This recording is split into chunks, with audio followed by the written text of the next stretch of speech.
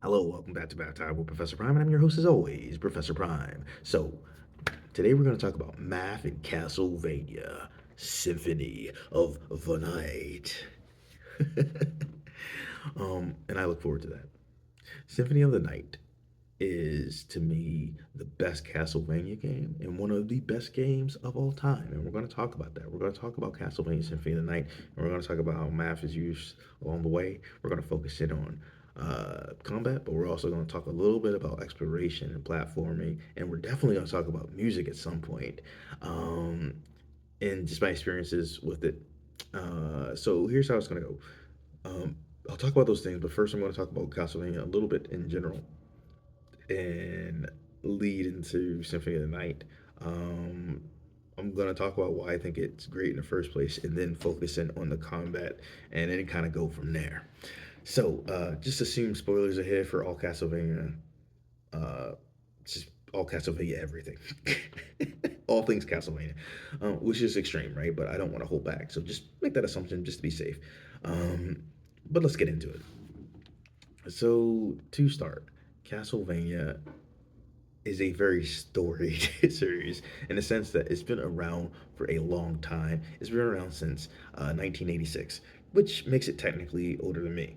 Uh, I don't know why that surprises me a little bit, like because I knew it was in the 80s, but it's just like, oh yeah, 86 to be specific. So it's got a year on me, or about a year, which is wild because right, like it's almost 40. It will be in a year at the time of recording, and then I'm not far behind it. Um, but that being said, right, it's been around for a long time, and it's had a lot of games in their shows, and no doubt a lot of other material associated with it. Um, and when it comes to Castlevania Symphony of the Night, it came at a point where there were already Castlevania games. You know, they were already pretty good, pretty popular. They were trying different things, and Castlevania, took a lot of things that worked from a lot of those games and expanded. And it popped off in some serious ways. And it's an interesting game because to me, right, like it's just before we start to talk about the combat a little bit, it's like it's very fun and it has so much atmosphere. The music is incredible, consistently good throughout. And you can make an argument that Castlevania in general has good music, but it's just like God, it was popping off at Symphony of the Night. Um, just yeah, it's great. And so you have the idea like right, the gameplay's fun. It has the great music. It has the atmosphere, which it's a combination of that gameplay. It's a combination of that music, but also like the color choices, right? The level design. It's all great. It's all math, and we're going to get into it a bit. So let's start with the combat. Um, so the basic idea, and I say this in several videos, when you're dealing with games with combat, you're like trying to dish out damage while trying to not take it, right? Like you're trying to either stay at 100%, get back to 100%, and at a minimum, you're just trying not to get to 0% while you're trying to take your opponent down to 0%. It's something that's inherently mathematical. And it's like, well, how is that gonna show up, right? Like, and it varies game to game, situation to situation. And with Castlevania, the idea is you are going around exploring Dracula's castle, right? Which is a very Castlevania thing to do. Most of the games feature you in Dracula's castle, either fighting Dracula in some way, some shape, or form, or fighting as some variant of Dracula or someone who was related to him. Dracula is usually involved. It's usually Dracula's castle. That's my whole thing. And there's a certain formula. It's not a bad formula, but like going back to the combat, the idea right, you're dishing out damage, I'm trying to not take it, and this consists of you going around that castle, looking at your opponents, like reading their moves, and striking when you can, and invading when you can't, right? Like, and maybe you're invading through, doing like a backdash, or maybe you're just jumping out the way. But whatever the case may be, uh, that's the idea, right? And we can expand upon that, right? Because like you have like your main weapon, like largely the sword, right? And but that's not all, right? You have sub weapons, which you can only use one at a time. You can like find them throughout the game. Uh, One of the ones that I really like is like the diamond one because it's like it can shoot off in all these like different directions and just like start bouncing off the things, and that's really cool. Also math, but I like that. I dig that. So you know you have your weapons, you have your sub weapons, you also have like a magic. Eventually, you have transformations, and you can use them as you go forward. So there are those things, and we can talk about all of those to a bit, to a degree. And so it's like, well, what impacts everything I just said, right? Like, well, stats for starts. For a start, I'm sorry, it is late, but I'm rolling with it. Um, so you have different stats, right? Like you have your HP, your MP, heart, strength, constitution, intelligence, and luck. With your HP, you know your hit points, your health. You know that dictates how much damage you could have or where you're at damage wise, right? Like and then with MP, like where you're at with your magic points, which you know that impacts your transformations and your sub weapons and like the magical attacks that you could use, right? And then like with hearts, that impacts like your sub weapons. Like, well, it lets you know how many times you can use them, right? And there's ways to increase like your HP and like your hearts throughout the game by collecting different items and all that good stuff. And like all of that is math, right? And then like for the rest of the stats, right? You have strength, which impacts how you're dishing out damage. So it's your attack, right? It's your attack stat pretty much. Constitution is pretty much your defense stat, right? It dictates how resilient you are, how much damage you can take, how you take damage rather. But you get my point, right? Like so, you have your attack and defense stats. Uh, in the form of strength and constitution. And with intelligence, it impacts the power of your magic and your sub weapons. And then for luck, it impacts your drop rates as well as your like critical hit rate, which you know allows you to do a bit more damage. And so there's like all these things to consider, and they all impact how you're dishing out damage and how you're taking it, as well as the enemies that you fight. But that's not all. You also have different like gear throughout the game that you acquire, right? And they could do any number of things because like some may like provide certain resistances to different types of attacks, right? But they might also just like boost your different stats. Like you know, might get something that oh maybe it's a +5 to your attack, or maybe it's +15 to your defense. Whatever the case may be, they're used to like boost your stats and provide more protection, and they feed into that idea of dishing out damage while trying to not take it. And you actually do have a decent amount of options because you can equip gear to your head, to your body. Uh, you could also equip a cloak, and then you have like a few more slots that are like considered other. And there's any number of types of equipment that you can put to those. And meanwhile, you have your right uh, hand and your left hand, and you can equip your weapons or sometimes items that you might want to use because you might have your sword, but you might want to like have some like luck potions or something like that, right? So there actually ends up being a lot of customization and interplay with your stats as you go forward, and as you defeat your opponents, you're gaining experience points and you're leveling up. And so you have this idea that you know you have this action RPG and you're going around these different levels. Each have been like intricately designed, and they're at the same time, you know, it's like it's non-linear but very intentional, right? And so there's going to be parts that you can't access right away, but you know, because sometimes it might be like, oh, well, there's a really powerful opponent here, and then like sometimes it might be like, oh, well, you need a certain transformation, and as you go on, you unlock different transformations. Like you can transform into a wolf, and you can like move way faster and maybe overcome some obstacles, right? But there's also like a bat transformation that you can uncover later on, and that allows you to fly to new heights, right? There's also a mist transformation that you can unlock, which allows you to like pass through some things, and if you are going through enemies, allows you to dish out some damage that way. And like the bat can also like attack, like shoot fireballs. You could also unlock different familiars as you're going on. There ends up being a lot of like nuance and customization in the way that you play the game and how you combat your opponents. And meanwhile, as you're combating your opponents, you're exploring at the same time. And so you're getting stronger as you explore, and as you explore, you're getting. I'm sorry.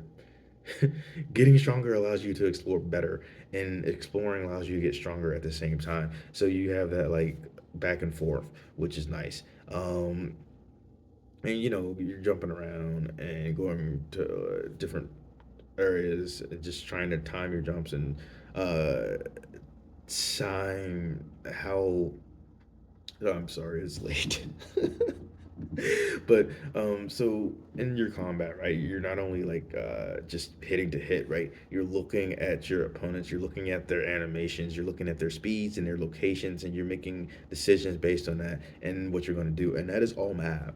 It's math and art, right? Like they're working together. Math is everywhere and in everything, and it's the kind of thing that you can't really get around. Is there whether you notice it or not, right? Whether you write it down or not, the math is always there. And when it comes to gaming, I feel like you can see that in some really fun and intricate ways.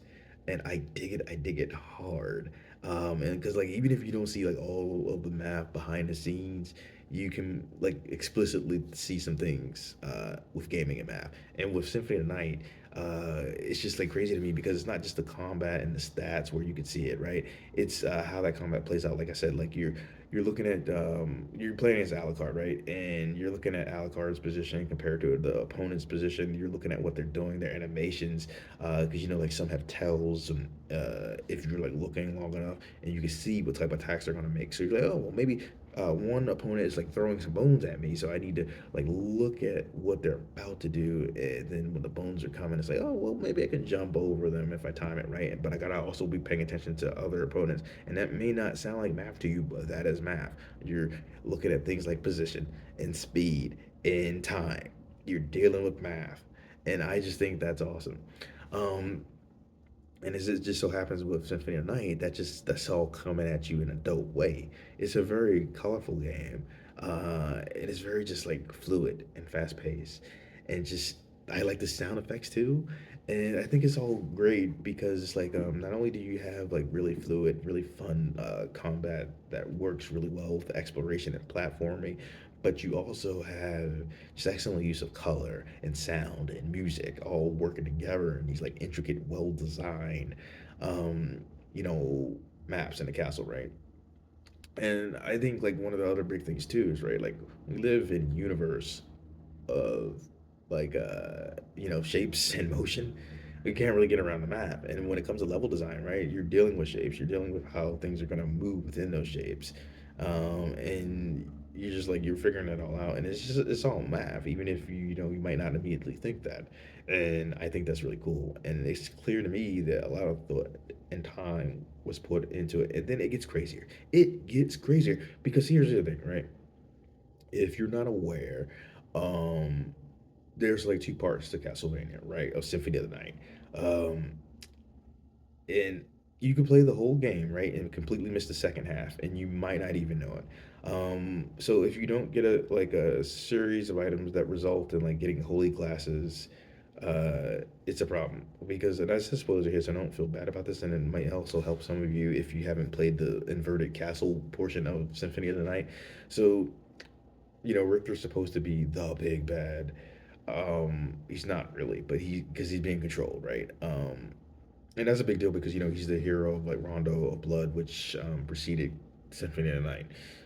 So in any case, right, Richter is supposed to be the big bad. It turns out he's possessed, but you don't like immediately know that. And so if you face like Richter in the theoretical final showdown, okay, you win, you beat the game.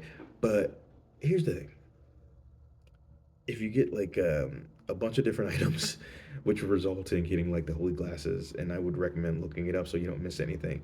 Um, you can see that he's being possessed by like being called Shaft, and you can defeat Shaft and all that good stuff, and you can unlock the inverted castle, and that's where things really start to pop off. Because if you never played that second portion, you're getting a really solid, well-designed game, but the inverted castle is just—it's such a beautiful thing because in and of itself, it's like it's a second game within it. Right? It's like it's wild because like um you're taking the castle, right? You're inverted, so it's flipped, right?